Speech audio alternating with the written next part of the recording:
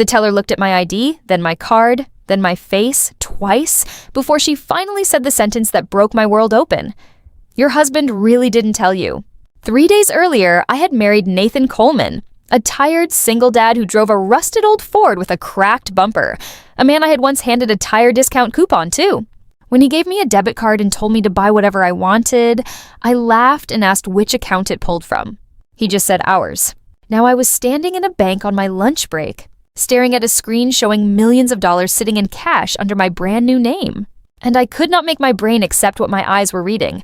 I called him from the parking lot, my voice shaking.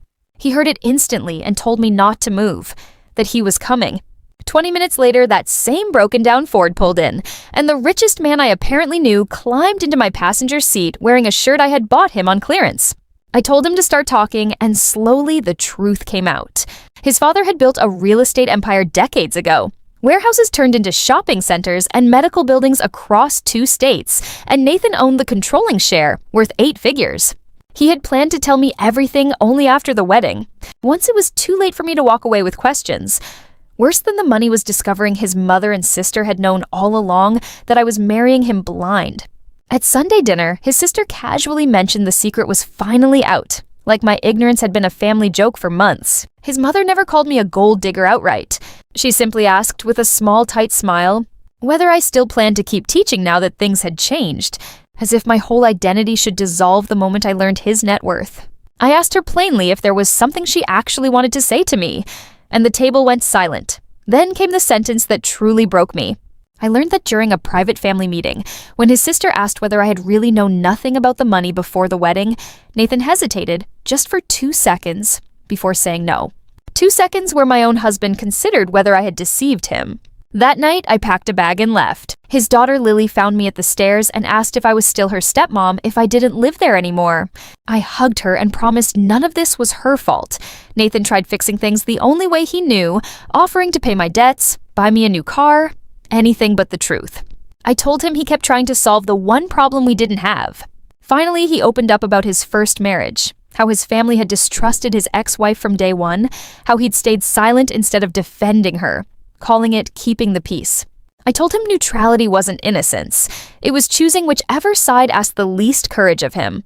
Then his mother invited me to a quiet restaurant and slid a leather folder across the table, a formal offer of a large sum of money in exchange for me signing away future claims on the family assets.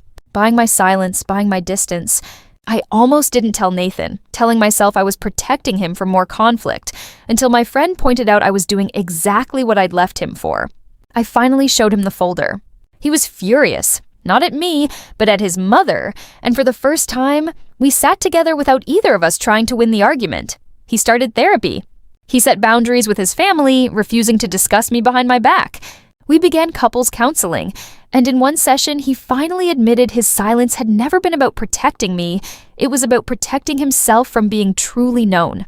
I moved home 3 months later, not because he begged, but because he had finally stopped needing to. The old Ford eventually died, and only then did he tell me why he'd clung to it so long.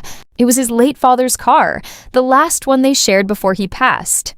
The car Lily remembered being picked up in as a little girl.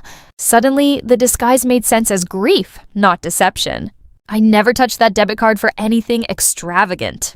Instead, I used it to buy a scratched second-hand wooden table at an estate sale, because apparently my type was never about flash. Looking back, the money was never the real story. It was the spark that exposed his fear, his family's suspicion, and my own quiet willingness to justify secrecy when it felt convenient. We're still married, not because I proved I wasn't after his fortune, but because he stopped guarding trust like currency. And I learned independence wasn't refusing everything offered to me. It was being free to say yes or no without losing my dignity either way.